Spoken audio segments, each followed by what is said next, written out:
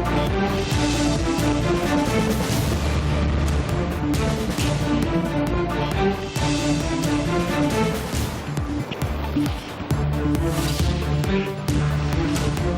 वालेकुम, आप देख रहे हैं जी फॉर खरीदार। जी से शुरू होता है हर सवाल, तो आइए आपको दिखाते हैं कि आज वो कौन सी खबरें हैं कि जिन पर हम सवाल उठाएंगे। पानामा पार्लिमानी कमेटी आज भी नशिस्तंद गुफ्तंद बर्खास्तंद से आगे न बढ़ सकी। डेडलॉक है या नहीं, हुकूमत और अपोजिशन इस पर भी मुत्तफिक नहीं। हुकूमत ने 4 नए TORs दे दिए, अपोजिशन कहती है मामला जूं का तू है।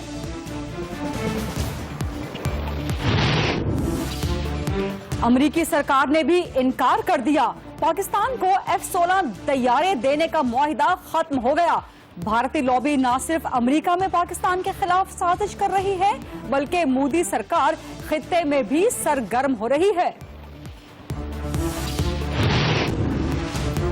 अच्छी शोहरत रखने वाले आसिफ हैदर शाह को कमिश्नर कराची के ओहदे से क्यों हटाया गया? हुकूमत सिंध की महलाती साजिशें और नाअहली सामने आ गई। अंदर की कहानी बताएंगे आपको प्रोग्राम में।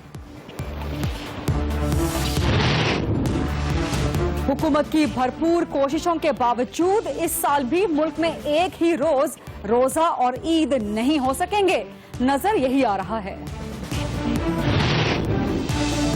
और बॉक्सिंग के सुल्तान मोहम्मद अली कले 74 साल की उम्र में इंतकाल कर गए। पाकिस्तान में पहले से दम तोड़ती बॉक्सिंग की आखिरी उम्मीद भी टूट गई।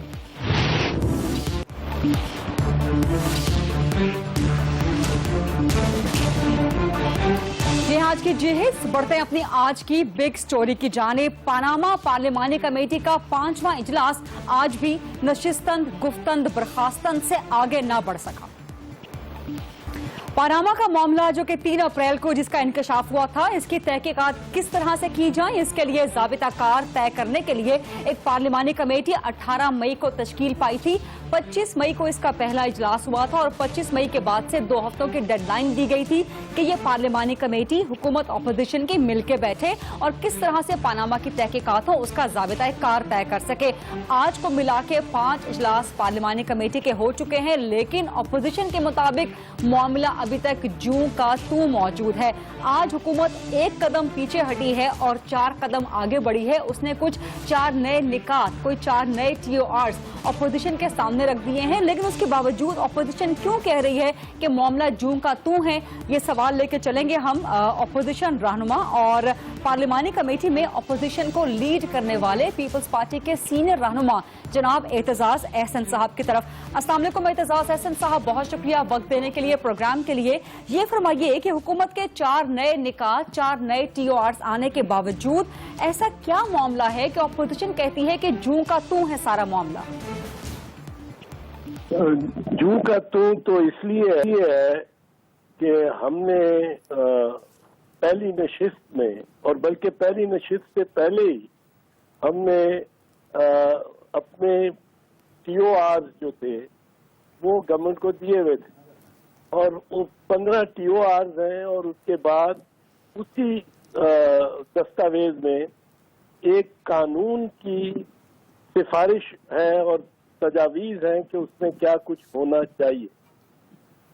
अभी तक हम उन TORs से आगे नहीं गुजरे जो हमारे TORs हैं, जिसपे हमारा इसरार रहा है कि उससे पहले गवर्नमेंट अपना इज़हार ख्याल करे और वो एक एक को लेके उन पे बात हो, उन पे। एतजाज साहब, आज कौन से नए 4 TORs, कौन से 4 नए निकात हुकूमत ने आपके सामने रखे हैं? आज हुकूमत ने जो हुकूमत के बयानिया है, जो हुकूमत का बयानिया है वो ये है कि हमारे 15 TORs को उन्होंने 4 TORs में समो दिया है। इसको हम तस्लीम नहीं करते और इस पे जाहिर है तबादला ख्यालात अगली मीटिंग में होगा जो मंगल को होगी और हुकूमत ने बस कोई। एतजाज साहब, अगर हुकूमत ने आपके ही 15 TORs को 4 निकात या 4 TORs में समो दिया है तो इसमें प्रॉब्लम कहाँ क्रिएट हो रही है? नहीं, पर अगर हम तस्लीम करते हो कि हमारे 15 नुकात 4 में समो गए دیے گئے ہیں, بالکل ایسی بات نہیں ہے. وہ سمجھتے ہیں کہ 4 کمپلیٹ انکوائری کا کمپلیٹ مکمل احاطہ کرتے ہیں. ہماری نگاہ میں ایسا نہیں ہے. اور حکومت کے 4 نکات میں کون کون سے شامل ہیں پوائنٹرز؟ اگر آپ اہم باتیں کچھ بتا سکیں حکومت کے. میں اس وقت 15 نکات اور 4 نکات بتانا نہیں چاہوں گا.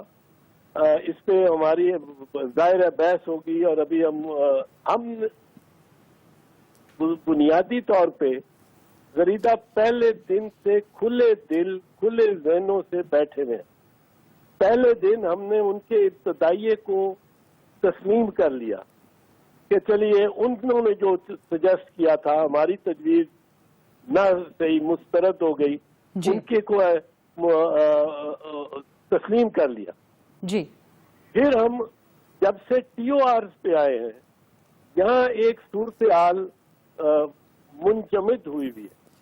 وہ ہمارے ٹی او آرز پر تبادلہ خیال کرنے کو تیار ہی نہیں گورنمنٹ. وہ ایک دن انہوں نے ہمارے ٹی او آر جو دوسری میٹنگ تھی, اس میٹنگ میں انہوں نے کہا کہ ٹی او آر جو آپ کے ہیں ان کے بارے میں ہم اپنی رائے دیں گے. جی. تیسری میٹنگ میں انہوں نے وہ رائے دینی تھی, وہ رائے نہ دی کہ ہم تحریراً دیں گے. لیکن آج وہ رائے دے دی نا. آج معاملہ میں عرض کرتا ہوں چوتھی میٹنگ میں انہوں نے یہ کہا کہ جی وزیر اعظم کا چونکہ آپریشن ہو رہا ہے جی لندن میں, جی اوپن ہارٹ سرجری ہو رہی ہے, اس لیے ہم کام ہی نہیں کر سکتے. آج کام ہی نہیں ہو سکتا. اب ہم نے کوشش تو کی ان کو منانے کی, پر اب وہ اتنے اس معاملے میں وہ کیا میں کہوں بس وہ. لیکن اعتزاز صاحب یہ بتائیے گا کہ وہ آج جو 4 نکات دیے ہیں کیا وہ قابل غور ہیں, ان پہ اپوزیشن غور کر سکتی ہے, یا بالکل ہی آؤٹ رائٹلی آپ کہیں گے کہ وہ ریجیکٹ ہونے کے قابل ہیں؟ غور تو کرنے کے لیے ہم نے لیا ہے نا. ہم کھلے دن, میں نے کہا کھلے دن کھلے ذہن کے ساتھ جو حکومت کی طرف سے. لیکن اعتزاز صاحب کھلا ٹائم موجود نہیں ہے نا. 2 ہفتے پورے ہو رہے ہیں 8 جون کو. 8 جون تک یہ معاملہ ہو جائے گا طے, یا آپ لوگ آگے بڑھا دیں گے ڈیڈ لائن؟ نہیں, 8 جون تک طے بالکل نہیں ہوگا. مجھے کوئی امکان نظر نہیں آتا. طے یہ ایک نشست میں ہو سکتا ہے. گورنمنٹ نے ہوم ورک نہیں کیا ہوا, ہم نے ہوم ورک کیا ہوا ہے. ہم نے تجاویز دی ہوئی ہیں, ان میں کوئی 19-20. آپ کہہ رہے ہیں کہ پارلیمانی کمیٹی کا ٹائم فریم بڑھایا جا سکتا ہے؟ نہیں, پارلیمانی کمیٹی کا ٹائم فریم کچھ تھوڑا بہت تو بڑھایا جائے گا ہی. وہ تو آئین کے آرٹیکل 254 کے تحت بھی بڑھائے جا سکتے ہیں, ایسے کوئی اس میں دقت نہیں ہوگی. اب ہم تاحیات تو انتظار نہیں کر سکتے, یہ تو ڈیلے کرنے کے لیے آپ دیکھیں. اعتزاز صاحب یہ آپ بھی جانتے ہیں کہ justice delayed is justice denied. آپ سے زیادہ اس کو کون سمجھ سکتا ہے. لیکن یہ بتائیں کہ آج معاملہ پھنسا کہاں پہ؟ آپ نے پہلے بیان کیا آج کے اجلاس کے دوران کہ حکومت جو ہے وہ وزیر اعظم صاحب اور ان کی فیملی کا نام نہیں ڈلوانا چاہتی. کیا یہیں پر معاملہ پھنسا ہوا ہے؟ جو ٹی او آرز انہوں نے تجویز کیے ہیں جی, ان سے تو یہی ظاہر ہوتا ہے کہ دنیا ساری کا احتساب ہو جائے, ہر بینک فراڈیے کا احتساب ہو جائے, ہر قرضہ معاف کرانے والے کا احتساب ہو جائے. 1947 سے لے کر آج تک تمام بینکوں میں جتنے بینکنگ کورٹس میں اور فوجداری عدالتوں میں مقدمے چل رہے ہیں, ان کا فیصلہ کر لے یہ کمیشن جو بنے گا. ایک فیصلہ نہیں کرنا, ایک احتساب نہیں کرنا, تو وزیر اعظم کا احتساب نہیں ہوگا.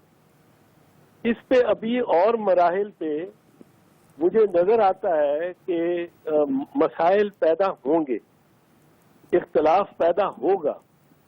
کیونکہ وزیر اعظم, ہماری نگاہ میں وزیر اعظم تو خود فرمایا انہوں نے کہ میں نے, اور ایک دفعہ نہیں فرمایا, انہوں نے کوئی 10 مرتبہ فرمایا, قوم سے خطاب میں 2 مرتبہ فرمایا, قومی اسمبلی کے فلور پہ انہوں نے فرمایا, بنو کے جلسے میں کہا ہے, ہری پور کے جلسے میں کہا ہے, سوات کے جلسے میں کہا ہے, لندن میں میڈیا کے سامنے کہا ہے کہ جی میں نے اور اپنے خاندان کو احتساب کے لیے پیش کر دیا ہے جی تو اب اس کے لیے ایک اسپیسیفک لا اور ایک اسپیسیفک ٹرمز آف ریفرنس ہونے چاہیے. ٹھیک ہے, بہت بہت شکریہ اعتزاز احسن صاحب, سینئر اپوزیشن رہنما, ہم سے پاناما کی پارلیمانی کمیٹی کے حوالے سے بات کر رہے تھے اور بہت تشویشناک بات کر رہے تھے کہ اگرچہ حکومت نے اپنے 4 نئے TORs دیے ہیں لیکن جو ان کی باتوں سے تاثر ملا وہ یہ ہے کہ معاملہ یہاں پر پھنسا ہے کہ حکومت وزیر اعظم صاحب کا اور ان کی فیملی کا نام ڈلوانے سے تحقیقات میں ہچکچا رہی ہے, خاص طور پہ وزیر اعظم صاحب کا نام. اور اعتزاز احسن صاحب کا یہ بھی کہنا تھا کہ پارلیمانی کمیٹی کا ٹائم فریم بڑھایا جا سکتا ہے. ایک چھوٹی سی بریک لیتے ہیں اور بریک کے بعد ایک بہت اہم ایشو پر بات کریں گے. امریکہ نے پہلی بار سرکاری طور پہ انکار کر دیا ہے کہ پاکستان کے ساتھ F-16 کا معاہدہ ختم ہو چکا ہے.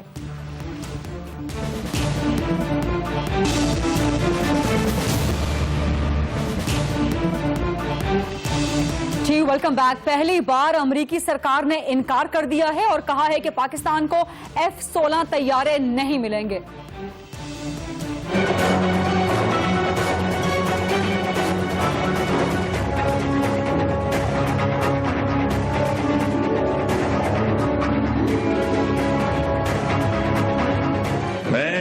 پاکستان کی عوام, پاکستان کی مکنہ پارلیمنٹ کے سامنے جواب دہ ہوں. امریکہ یا کسی غیر ملکی رپورٹ کے سامنے جواب دہ تو نہیں ہوں. ہم بہت کچھ سوالات اٹھا سکتے ہیں جو امریکہ پاکستان کے حوالے سے کر رہا ہے یا نہیں کر رہا. پاک امریکہ تعلقات کی کشتی بری طرح سے ڈگمگا رہی ہے اور اسی دوران پہلی بار امریکی سرکار کی طرف سے بیان جاری ہوا ہے. ان کی سالانہ رپورٹ جاری ہوئی ہے جس میں کہا گیا ہے کہ پاکستان کو F-16 طیارے دینے کا معاہدہ اب میعاد کے قابل نہیں رہا اور یہ معاہدہ اب ختم ہو چکا ہے. جب سے امریکہ نے پاکستان کے ساتھ F-16 طیارے دینے کا معاہدہ کیا تھا اس وقت سے امریکہ میں بھارتی لابی پاکستان کے خلاف سرگرم ہو گئی تھی اور اب اس امریکی بیان کے بعد بھارت میں پاکستان کے خلاف خوشی کی لہر دوڑ گئی ہے. چابہار میں پاکستان کے متوازن اور مخالف ایک اکنامک کوریڈور کھڑا کرنے کی بات ہو یا پھر افغانستان میں پاکستان دشمن عناصر کو ہوا دینے کے لیے, نہ صرف خطے میں بھارت پاکستان کے خلاف سازشیں کر رہا ہے بلکہ یہ سازشیں امریکہ تک لے کے جا رہا ہے. ایسے میں پاکستان کی وزارت خارجہ کیا وہ اچھا کردار ادا کر رہی ہے, مؤثر کردار ادا کر رہی ہے؟ یہی سوال لے کے چلیں گے. سابق وزیر خارجہ جناب ہنا ربانی کھر صاحبہ مجھے جوائن کر رہی ہیں. السلام علیکم ہنا ربانی کھر صاحبہ, بہت شکریہ وقت دینے کے لیے. پاکستان نے پہلے امریکی امداد پہ سخت شرائط مانی, اس کے بعد F-16 طیارے حاصل کرنے میں بھی ناکام ہو چکا ہے. سفارتی محاذ پہ پاکستان کیوں مسلسل ناکامیاں دیکھ رہا ہے؟ F-16 طیارے نہ ملنا کتنے بڑی تشویش کی بات ہے جبکہ پہلی بار امریکہ نے سرکاری طور پہ بھی بیان جاری کر دیا. جی دیکھیں, میں تو فرینکلی اسپیکنگ اگر میں honest with my self and آپ کی ویورز تو آئی ول ڈس ایگری جس طرح آپ نے یہ پورے اس کو فریم کیا ہے فرام اے پرسپیکٹو کہ جی پاکستانی نیشنل انٹرسٹ کو پھر آپ دیکھیں اور پاکستان کی نیشنل فارن پالیسی کو دیکھیں اور اس کی جو ریکوائرمنٹس ہیں اس کو دیکھیں اور جو آپ نے اس طرح اس پوری امریکہ کے ساتھ ہمارے تعلقات اور F-16 کو نہ ملنے کو فریم کیا ہے, میں اس سے ڈس ایگری کرتی ہوں. اس لیے کیونکہ بہت ساری چیزیں جو پاکستان کے ساتھ اس وقت خطے میں ہو رہی ہیں یا دنیا میں ہو رہی ہیں یا پاکستان میں جو ریپوٹیشن بن رہی ہے وہ ہمارا اپنا قیاس کرتا ہے, بجائے اس کے کہ ہم اس کو انڈیا کی کنسپریسی دیکھیں. کوئی اور کنسپریسی کرنے میں کیوں کامیاب ہوتا ہے؟ کیونکہ ہم اس کو وہ مواد دیتے ہیں جس سے اس کی کنسپریسی افیکٹو ہو جاتی ہے. تو ایک ملک کو, اور ابھی میں چودھری نثار صاحب کا بیان سن رہی تھی, وہ کہہ رہے ہیں وہ آنسربل نہیں ہے. بالکل نہیں ہے, لیکن کیوں کوئی امریکن انٹیریئر منسٹر کو یہ جواب نہیں دینا پڑتا یا فارن منسٹر کو جواب نہیں دینا پڑتا؟ کیونکہ آپ اس طرح آنسربل ہو جاتے ہیں جب آپ ان سے فنڈنگ مانگتے ہیں, جب آپ ان سے ایڈ منی مانگتے ہیں تو آپ آنسربل ہو جاتے ہیں کیونکہ ان کی کانگریس نے اس فنڈنگ کو, اس ایڈ منی کو آپ کے لیے آتھرائز کرنا ہوتا ہے. ایک بیکاری ہمیشہ جواب دہ ہوتا ہے کہ وہ ٹھیک لیے ہوئے پیسوں کا کیا کرا ہے. یہاں ہم F-16 جو ابھی کل بجٹ پیش ہوا ہے اس کے اندر اس کی کوئی پروویژننگ نہیں ہے. ہم نے ان سے مانگا تھا کہ جی آپ ہمیں FMFS, ہم سے میرا مراد ہے اس حکومت ہے, ان کی فنڈنگ فیسلٹی جو کہ اویلیبل ہوتی ہے اس سے اس کا میجر پورشن مانگا تھا. انہوں نے, ان کی کانگریس نے ریجیکٹ کر دیا. پاکستان میں کیوں واویلا مچ رہا ہے؟ وہ تو ان کے پیسے ہیں, ان کی مرضی ہے وہ پاکستان کو دیں F-16 کے لیے نہ دیں. میرا کہنے کا یہ مقصد یہ ہے کہ خود مختاری کی باتیں کرنا ایک اور بات ہوتی ہے، اور خود مختاری کے لیے اپنے عمل ایسے کرنا کہ آپ اصل میں ایک خود مختار نیشن بن جائیں، وہ ایک اور بات ہوتی ہے۔ آپ چابہار کی کنسپریسی کی بات کریے، میرے نظر میں ملا اختر منصور کا پاکستان سے درآمد ہونا پاکستان کے لیے ایک بہت بڑی ایشو ہے۔ چابہار تو ایک ون سچویشن ہو سکتا ہے۔ کون کہتا ہے گوادر اور چابہار کو ایگزسٹ نہیں کر سکتے؟ آپ گوادر کو ایفیشینٹ کر دیں، میں دیکھتی ہوں چابہار کیسے گوادر سے آگے نکل سکتا ہے۔ مطلب ایفیشینٹ ہم خود نہ ہوئیں، اپنے ساتھ کنسپریسیز ہم خود کریں، پھر ہم کہیں جی ہمارے خلاف بڑی بڑی کنسپریسیز ہوتی ہیں، انڈین لابی کچھ نہیں کر سکتی۔ لیکن ہند ربانی خان صاحبہ، آپ بھی بہت ذمہ دار پوزیشن پہ رہی ہیں، اور جس طرح سے آپ جانتی ہیں کہ بلوچستان سے مسلسل بھارت کے ایجنٹس پکڑے جا رہے ہیں، کراچی میں بھارت کے ایجنٹس پکڑے جاتے ہیں، اور بلوچستان میں تو ان کے سرونگ آفیسرز پکڑے جاتے ہیں، یہ ساری کنسپریسیز، ان کنسپریسیز کی طرف میں اشارہ کر رہی تھی، اور خاص طور پہ مودی صاحب کے وزٹس، جس طرح ابھی وہ ایران گئے تھے، افغانستان کے وہ دورے پر جا رہے ہیں، موجود ہیں، ان وزٹس کو لے کے پاکستان کی وزارت خارجہ کا آپ انالیسز کیا کریں گی؟ ہماری وزارت خارجہ کا کردار مؤثر ہے؟ وزارت خارجہ کا میں انالیسز اس لیے نہیں کر سکتی کیونکہ وزارت خارجہ اس وقت ایکٹیو ہی نہیں ہے۔ تو وزارت خارجہ کو تو میں اس وقت انفارچونیٹلی جو ایک ایسا انسٹیٹیوشن ہے جو پروبیبلی پوری سویلین بیوروکریسی میں ایک شائننگ ایگزامپل آف انسٹیٹیوشن ہے، وہ اس وقت آپ نے اس کو غیر فعال بنا لیا ہے کیونکہ آپ نے ایک فورن منسٹر اپوائنٹ کرنے تک کی ہی آپ نے وہ نہیں کی۔ اس لیے میں کہہ رہی ہوں غلطیاں ہماری اپنی ہیں، پھر ہم دوسروں کے اوپر کیوں ان کو ڈالیں؟ اور دوسری طرف پرائم منسٹر مودی کا، میں اس ذمہ دار پوزیشن پہ رہی ہوں، اسی لیے میرا یہ ماننا ہے کہ ہمارا اپنے ساتھ کرنا دوسروں کا ہمارے سے کرنے سے کہیں زیادہ ہے۔ میرے نظر میں پرائم منسٹر مودی ہوں یا پریزیڈنٹ اشرف غنی ہوں، ان کا پورے خطے کے دورے کرنے میں پاکستان کا کوئی انٹرسٹ کمپرومائز نہیں ہوتا۔ پاکستان کو بھی اس خطے کے دورے کرنے چاہیے جو ہم اپنے دور میں کرتے تھے۔ ٹھیک ہے، بہت بہت شکریہ۔ وزیر خارجہ ہند ربانی کھڑ صاحبہ ہم سے بات کر رہی تھی۔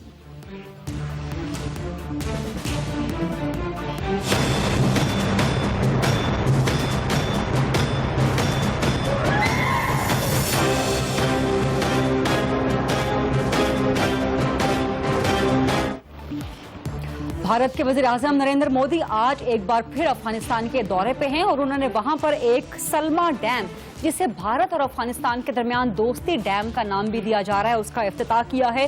یہ ڈیم ہرات میں قائم کیا جا رہا ہے۔ ہرات کا چشت شریف ضلع ہے، اور اس ڈیم سے نہ صرف ہرات کے 560 گاؤں کو پانی ملے گا بلکہ بجلی کی فراہمی بھی ہوگی، اور 560 گاؤں کے 2,50,000 گھر اس سے فائدہ حاصل کریں گے۔ $300 ملین کا یہ سلما ڈیم ہے جسے بھارت اور افغانستان کے درمیان دوستی ڈیم کا نام دیا جا رہا ہے۔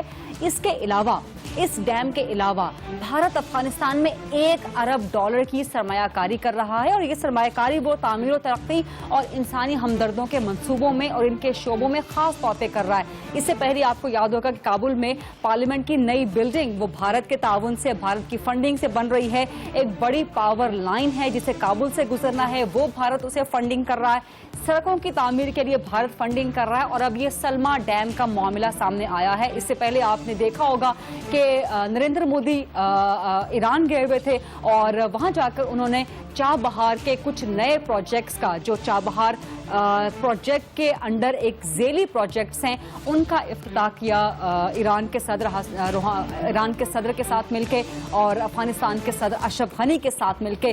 تو نہ صرف خطے میں بھارت کی سرگرمیاں بڑھ رہی ہیں جن سے تاثر ملتا ہے، اگرچہ بھارت سرکاری سطح پر نہ تو یہ بات کہہ سکتا ہے کھل کے اور نہ ہی کبھی کہے گا، لیکن بھارت کی حرکات و سکنات سے صاف اندازہ ہوتا ہے کہ وہ پاکستان کا رول کرٹیل کرنے کے لیے، پاکستان کا رول مختصر کرنے کے لیے نہ صرف خطے میں بلکہ دنیا کے اعلیٰ ترین ممالک میں بھی وہ اپنا سفارتی کردار اور اپنا دوستانہ، بظاہر دوستانہ کردار وہ جتنا نبھا سکتا ہے وہ اس کی پوری کوشش کر رہا ہے۔ اور افغانستان میں جانا بھی، سلما ڈیم جس کو دوستی ڈیم کا نام دیا جا رہا ہے، اس کا افتتاح کرنا بھی بھارت کی اسی سلسلے کی ایک کڑی ہے، اور یہ بات ایک کھلی عبارت ہے کہ بھارت افغانستان میں پاکستان دشمن عناصر کو بھی ہوا دیتا ہے اور ان کے ذریعے پاکستان کے مختلف حصوں خاص طور بلوچستان میں کارروائیاں کرتا ہے پاکستان مخالف۔ یہ تھی آج کی بڑی خبر۔ ایک چھوٹی سی بریک لیتے ہیں، اور بریک کے بعد ہم بات کریں گے اور آپ کو خبر دیں گے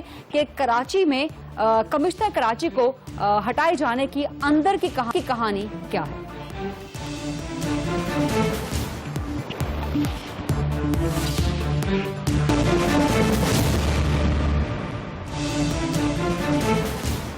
जी वेलकम बैक। चंद रोज पहले कमिश्नर कराची, साबिक कमिश्नर कराची आसिफ हैदर शाह साहब को अचानक उनके ओहदे से क्यों हटा दिया गया, अंदर की कहानी हम आपको बताएंगे।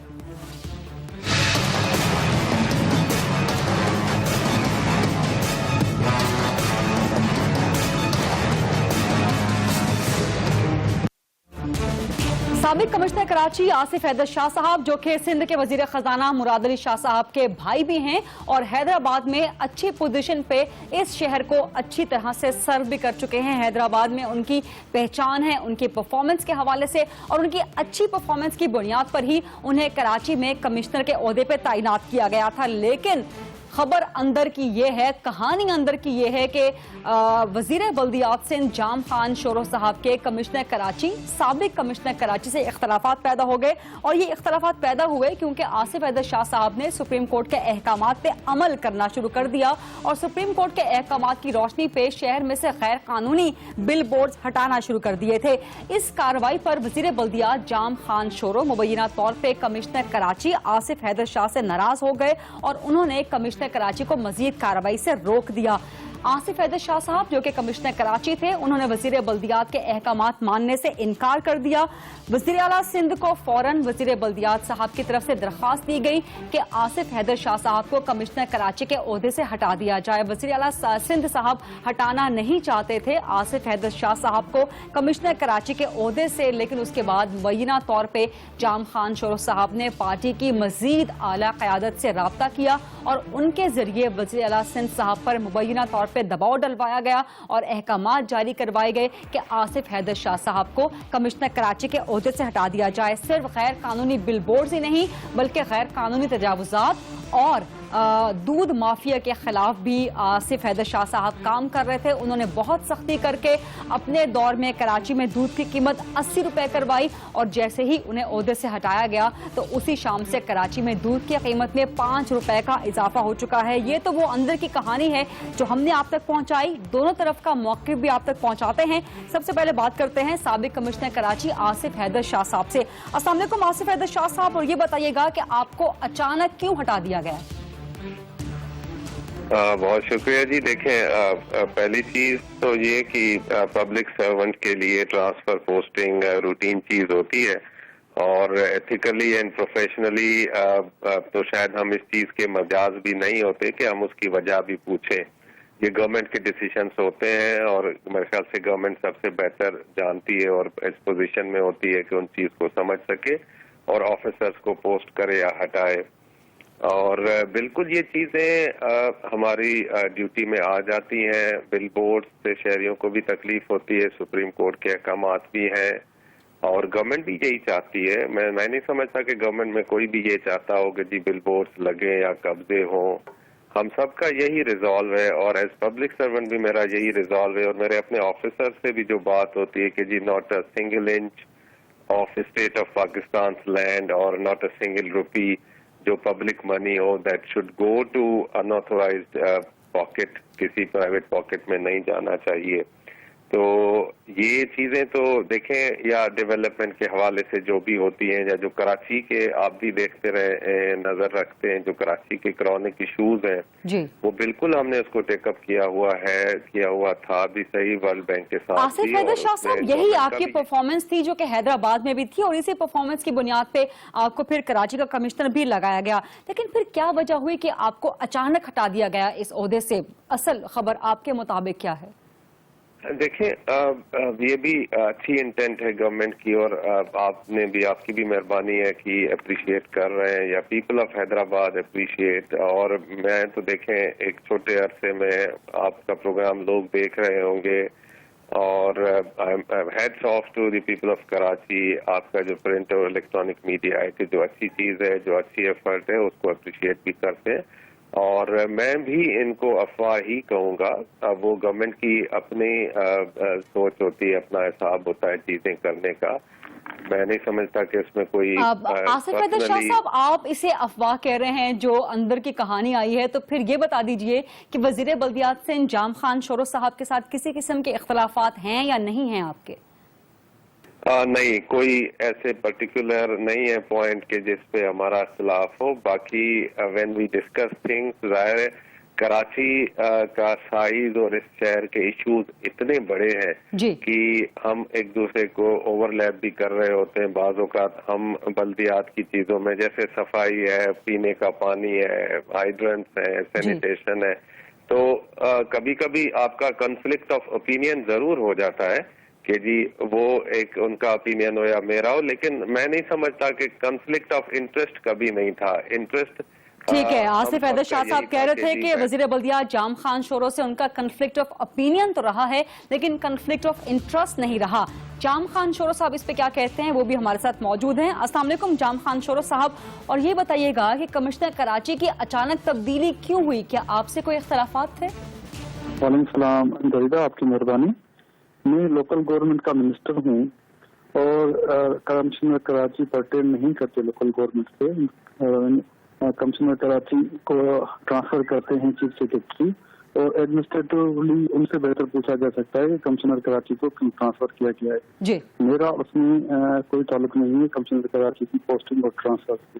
ये मैं क्लियर कर दूं, कुछ दिनों से ये बिल्कुल मीडिया में मैंने भी देखा है कि कुछ मेरे नाम से कनेक्ट किया जा रहा था कमिश्नर कराची की पोस्टिंग ट्रांसफर को।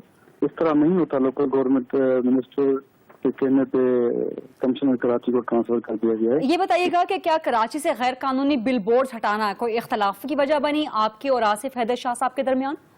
फरीदा, मैं बता दूं कि सुप्रीम कोर्ट का हुक्म बाद में आया है, उससे पहले हमने कराची से बिल बोर्ड हटाने का सिलसिला शुरू कर दिया गया था। तकरीबन कोई 350 बिल बोर्ड मेरे आने के बाद हमने हटाए हैं।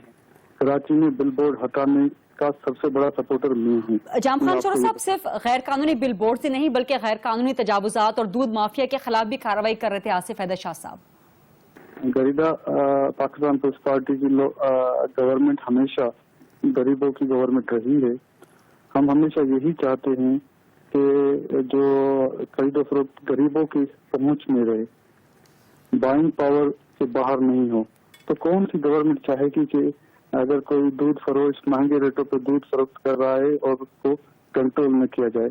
कौन सी गवर्नमेंट ये चाहेगी? आप बताएं कि इस दफा बजट में, लोकल गवर्नमेंट के बजट में 10 अरब रुपए कराची शहर के लिए एक्सक्लूसिव रखे गए हैं पाकिस्तान पीपल्स पार्टी की तरफ से, जो सिर्फ कराची के मेगा प्रोजेक्ट्स के लिए होंगे। ठीक है, बहुत बहुत शुक्रिया जाम खान शोरो साहब, वज़ीर बल्दियात सिंध हमसे बात कर रहे थे। उससे पहले साबिक कमिश्नर कराची आसिफ हैदर शाह साहब भी हमसे बात कर रहे थे। दोनों डिनाई कर रहे थे कि उन दोनों के आपस में किसी किस्म के कोई इख्तलाफात नहीं है, लेकिन अंदर की कहानी हमने आपके सामने रख दी। सिर्फ साबिक कमिश्नर कराची को ही अचानक हटाए जाने की बात नहीं है, बल्कि इससे पहले नासिर हुसैन शाह साहब जो कि वज़ीर बल्दियात थे, उन्हें बल्दियाती इंतखाबात से सिर्फ एक रात पहले उनके ओहदे से हटा दिया गया था, क्योंकि मुबैना तौर पे उनके कुछ डिफरेंसेस क्रिएट हो गए थे जनाब खुर्शीद शाह साहब से। सिर्फ यही नहीं, ये ना इंतजामी की बद इंतजामी की दास्तानें सिर्फ सिंध तक महदूद नहीं है, बल्कि पिछले दौरे हुकूमत में विफाक में जब हज मामलात में बद इंतजामी हुई, नाअहली हुई, करप्शन हुई, उस वक्त भी पाकिस्तान पीपल्स पार्टी मुसलसल इनकार करती रही कि इस किस्म का कोई भी वाकया हुआ है और अपने ऊपर ये सियासी इल्जाम करार देती रही। लेकिन उस बद इंतजामी, उस नाअहली और उस करप्शन की सजा आज 6 साल बाद ये मिली कि हामिद सईद कासमी और उस वक्त के डीजी हज, इन दोनों को बिल तरतीब 16 साल और 40 साल कैद की सजा हुई है।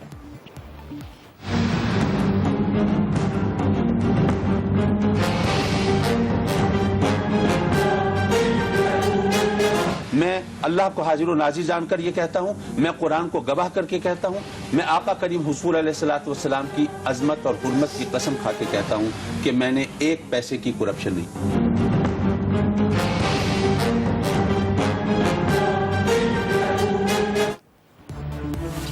एक ब्रेक के बाद हम बात करेंगे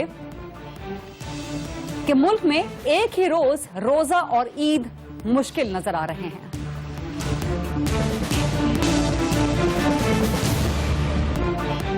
जी वेलकम बैक। एक बार फिर नजर आ रहा है कि मुल्क में एक ही रोज रोजा और ईद होते मुश्किल हो जाएंगे। हुकूमत ने अपनी भरपूर कोशिश कर ली, लेकिन मस्जिद कासिम खान वाले इस दफा भी मरकजी रोयते हिलाल कमेटी के साथ रमजान का चांद देखने पर राजी नहीं हैं और ऐलान कर चुके हैं कि अगर उन्हें चांद पहले नजर आ गया तो वो 6 जून को रोजा अनाउंस कर देंगे। मजहबी उमूर के विफाकी वजीर सरदार यूसुफ साहब मेरे साथ मौजूद हैं। अस्सलाम वालेकुम सरदार यूसुफ साहब। और पोपल साहब के तेवर तो इस बार भी इशारा दे रहे हैं कि रमजान और ईद पूरे पाकिस्तान में एक साथ होना मुश्किल है। बिस्मिल्लाहिर्रहमानिर्रहीम। जिस तरह के आपको मालूम है, जब से हमारी हुकूमत आई है, नवाज शरीफ साहब की हुकूमत, तो 2013 में भी हमने कोशिश की थी और 2013 में फिर एक ही दिन रोज़ा भी रखा गया था और एक ही दिन ईद भी हुई थी।